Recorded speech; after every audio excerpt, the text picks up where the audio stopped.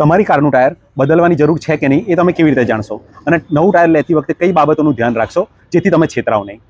પહેલી વસ્તુ હોય છે, દરેક ટાયર જે હોય છે એમાં આ રીતનું ઇન્ડિકેશન આપેલું હોય છે. તમે જોઈ શકતા છો, વચ્ચેની સાઈડ આ એક તમને લાઈન દેખાતી હશે.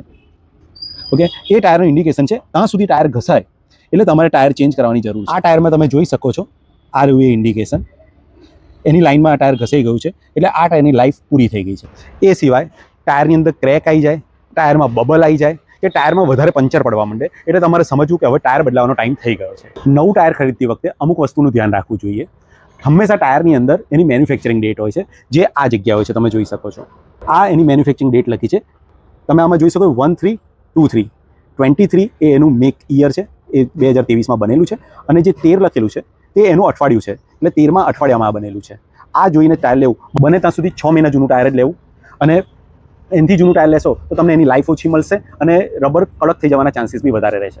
ટાયર ખરીદો ત્યારે એનું બી ધ્યાન રાખવું કે તમારે કંપનીમાંથી જે ટાયર આવ્યા હોય એ જ સાઇઝના ટાયર નખાવો. ઘણા જણને શોખ હોય છે મોટી સાઇઝના ટાયર નખાવાનો, પણ એનાથી તમારા સસ્પેન્શન જલ્દી ખરાબ થઈ જાય છે અને કારની અંદર તમને એવરેજ બી નથી મળતી અને પરફોર્મન્સ બી નથી મળતું.